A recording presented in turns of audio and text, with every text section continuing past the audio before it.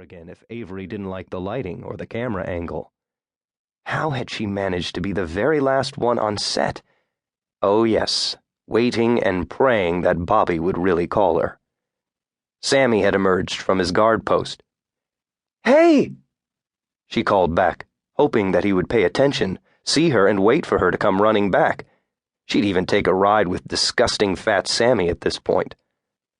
He wasn't looking her direction. He was going off duty, heading away from her. She should have accepted a ride from him when he'd offered, but she'd been convinced she'd find a taxi right away. Who the hell knew that the area dried up like a prune once it got late at night? The guard disappeared behind one of the trailers. He'd been anxious for her to go, of course, once she'd refused to ride with him.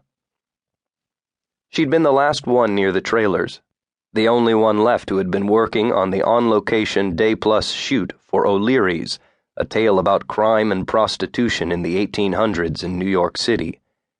One of the pubs in the area had had the right interior, and the buildings, except for the gap where the old Darby building had so recently stood, were perfect. The gutted area and the work tents set up on the old site were shielded by a blue screen for the movie making. New York was not a city to make do without the income a permit for such work would secure for the city, nor, with the preservationists supporting liberals to be found in the area, could a recently discovered historic site be disturbed. Even so, the area around the demolished building was surrounded by cheap wire fencing that any schoolboy could scale, and closed by a gate with a 2-bit combination lock. It looked like a war zone in a third-world country. She was beyond it, though, and she hurried. The gaping hole in the landscape seemed alive, mocking her for her fear of darkness and shadows. Now she cursed Bobby Walden. Megastar. Jerk. So, maybe she had been too easy, too wide-eyed and too hopeful. But he'd really been into her during the shoot. He'd whispered such cool stuff to her between takes that day. She was ready. She knew how to get her name in the paper, and how to move ahead. In film, in the real world, perception was everything. She wasn't a fool. She didn't expect a happy ever after with Bobby Walden. Just a date, or a night in his hotel room, a place she could pretend to slip out of while being sure that she was spotted by the media. That was all she needed. Her picture on page 6, maybe. People would start talking about her, and it would make it worthwhile that she'd slept with the pimple-faced assistant at the casting agency to get the job as an extra, a down-and-out historical hooker for the movie. And she should still be glad, because she'd wound up with a few lines, enough to qualify for her SAG card. B-movie. That was okay. Many a star had gotten his or her start as an extra suddenly given lines. It took something like being singled out by Bobby Walden to get noticed. "Hey!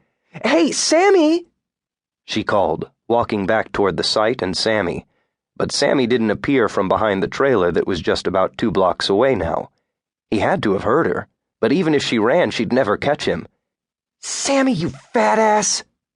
she muttered.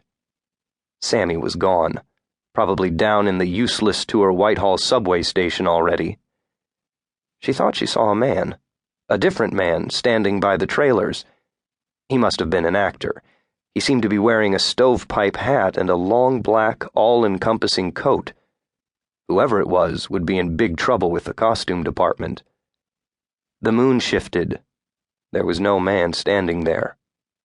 She was making herself bizarrely nervous. It was simply because she'd never imagined that anywhere in New York could become so devoid of people. She turned and retraced her steps. If she reached Broadway and started running, she was almost at the corner when she heard the noise again. Click, click, drag. Was it coming from behind her? Or before her? She turned the corner and screamed. There was a man standing there. He looked dazed. He was in dirty jeans, a dirtier denim jacket. He hadn't shaved in days, and his hair was tangled and greasy. "Hey, lady, you got $1? Just $1, or some change? Anything, a quarter?" He took a step toward her with his hand outstretched, and she suddenly knew the direction from which the click-click drag had come. She could smell him. He was absolutely repulsive. "No!" she cried. "Get away!"